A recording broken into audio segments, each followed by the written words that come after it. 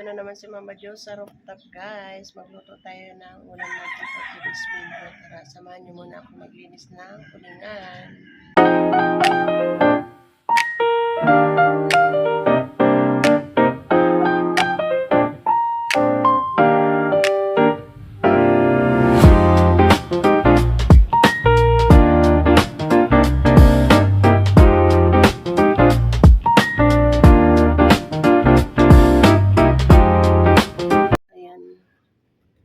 Ito yung ating everyday routine. Dito tayo magluto ng ulam. Simpleng ulam lang naman yung aking lutuin ngayon. Pangat na isda na sapsap. Sariwa pa kasi kahapon nabili ko. 60 ang kalahati. Pero sariwa pa siya. Sarap pangat yun, di ba? Linisan muna natin yung ating ulingan. Alisan natin ng mga agbon-agbon.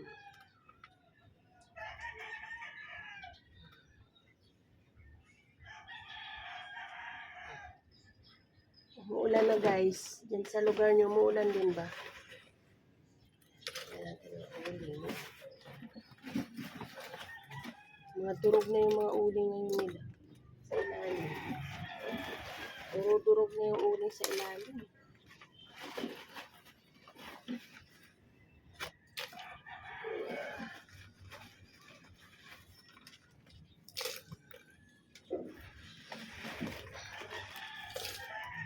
Durog na. Pwede na siya. Isalang ko muna yung kamote. Siya ba ito? May binili kasi akong kamote, guys. Kamote. Ayan. Isalang ko muna yan.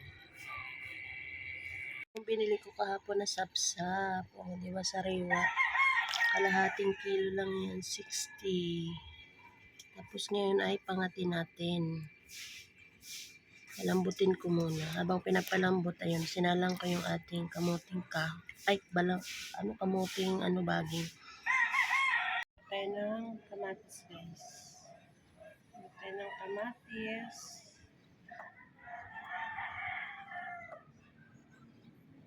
Yung peraso nilagay natin sa ating pangat.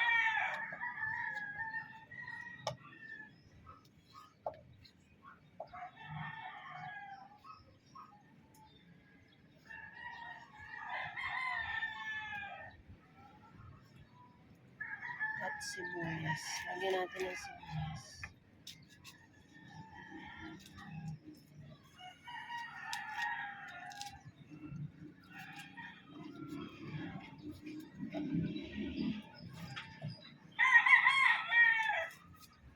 Dalawang peraso din.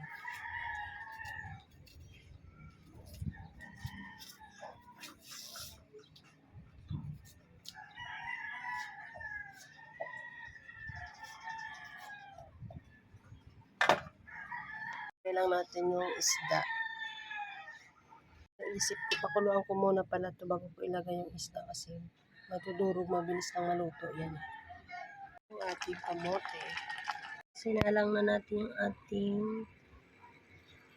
tubig na may mga ingredients para sa ating pinangat. Yan muna inuna ko kasi madali lang maluto ang sapsap eh. Pakuluin ko lang yan para maluto ang kamatis at sibuyas. Guys, luto na yung ating kamatis, sibuyas. Ilagay na yung isda muna. Mas mabilis na ito ilagay natin ang isda. Sapsap.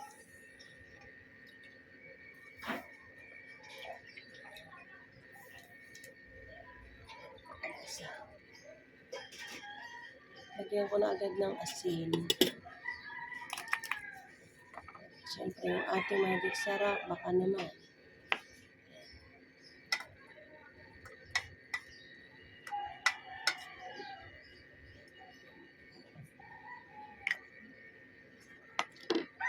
Takpan natin. Patuloy lang natin ng ilang minuto. Timplahan ko lang kung okay na ba ang lasa. Okay na, pero medyo matabang lagang. Okay na yung mataba kasi maalat, di ba? At dala ko konting asin. Yung kalamansi. Luto na naman.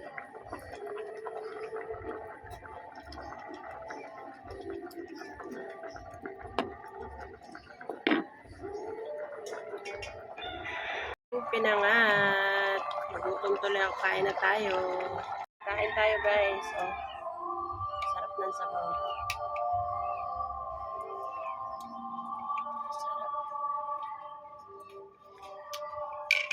At kain tayo ng kamote. Mukbang yan. Init pa.